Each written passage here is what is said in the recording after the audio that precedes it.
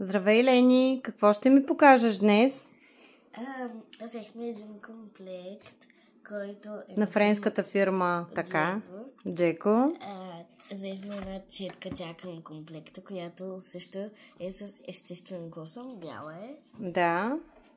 И така са картините. Има 4 вида картини, а тук са боите на Джего пак.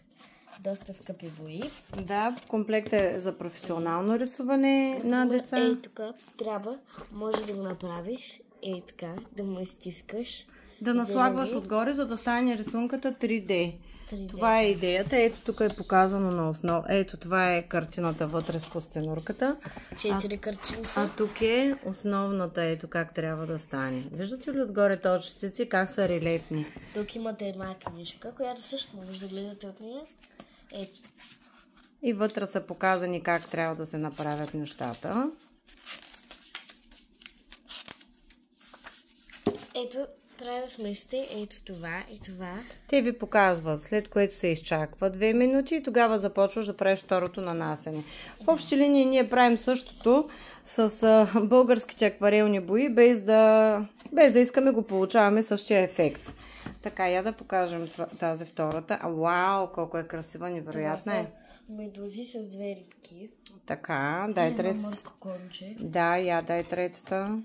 Сега третата, която е предпоследна, е този кит, който е така, може и този свят на балончетата да му слагаш. Да, и не само можеш целият кит да го направиш в такива малки миниатюрни точици, с които той да заблести, какво мамо, да засияе. И да стане най-красивия. И да стане най-красив. Всъщност имате вариант 4 картини, които може да си ги направите, след което да си ги украсите във вашата стая. Ето четвъртата е с една... Следната с една красива русалка. Да, много абстрактна русалка, която може всеки по различен начин да си отцвети и да си направи. Има много видове. Например, сега тук може и така с малки точици. Или с бежево какъвто цвят хванете. Да, и само да покажем отблизо боичките, малките боички на Джеко. Те са абсолютно професионален клас. Вижте какво съдържание. Това е боя с брокат. Не е само брокат.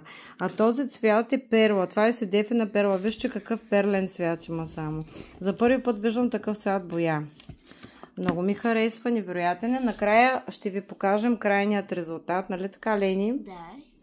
Добре. Това е за сега от нас. Ето показваме пак комплекта. Като са готови нещата, ще ви ги покажем. Ето тук са дадени в книжката варианти как да се отсветяват. Ето точките как са поставени. Къде точно се поставят точките. Ето и тук. Те са поставени тук сега. Да. Ето тук върху русалката.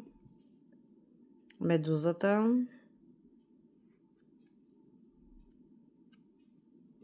И кита, ето кита как е направен. Страхотно просто. Това е от нас за сега. Бай-бай! Бай-бай!